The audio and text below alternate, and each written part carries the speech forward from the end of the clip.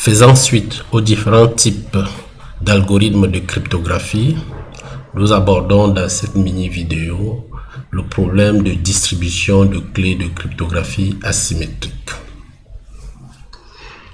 Nous le disions dans la présentation de la cryptographie asymétrique que la clé publique doit être librement diffusée, alors que la clé privée ne doit être communiquée sous aucun contexte. La question à se poser est comment s'effectue la distribution de la clé publique, en d'autres termes, qui garantit la correspondance entre la clé publique et l'identité d'une personne. Nous avons une solution qui est locale. C'est celle d'échange de clés lors des key parties. Les key parties sont des rencontres pour des conférences au cours desquelles les différents protagonistes s'échangent les clés.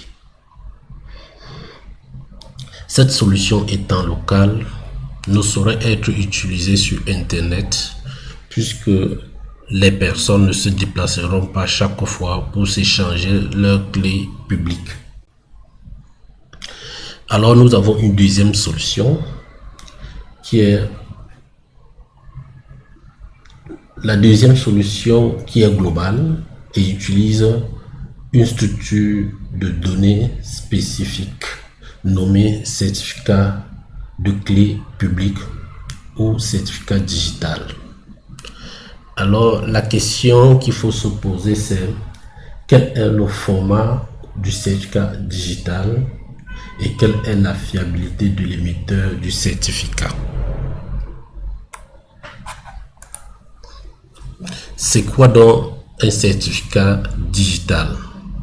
Le certificat de clé publique au certificat digital est une structure de données utilisée pour lier en toute sécurité une clé publique à certains attributs. Généralement, il lie une clé à une identité. Mais l'association peut également se faire entre une clé publique et une adresse IP. Ce certificat est signé numériquement par l'émetteur. La notion de signature numérique ou digitale sera abordée plus tard, mais retenons tout simplement que la structure de données appelée certificat digital est signée par une autorité qui est l'autorité d'émission de certificat ou l'autorité de certification. Ce certificat intègre également une validité, c'est-à-dire il a une durée de vie. Il peut arriver qu'avant d'atteindre la fin de durée de vie, que l'on n'ait plus besoin d'utiliser le certificat pour quelque raison que ce soit parce que la clé privée associée à ce certificat a été compromise. On peut donc faire une demande à l'autorité qui a émis le certificat pour révoquer le certificat. Alors comment se présente donc un certificat?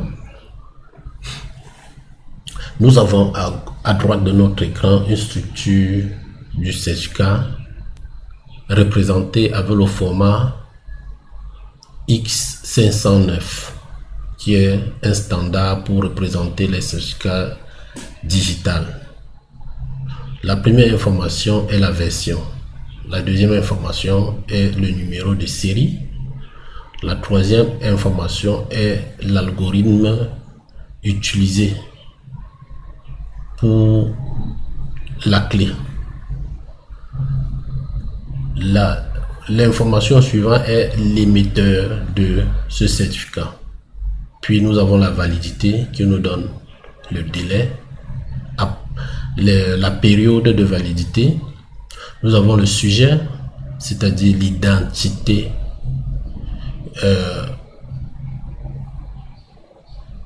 l'identité de l'entité à laquelle est liée la clé publique.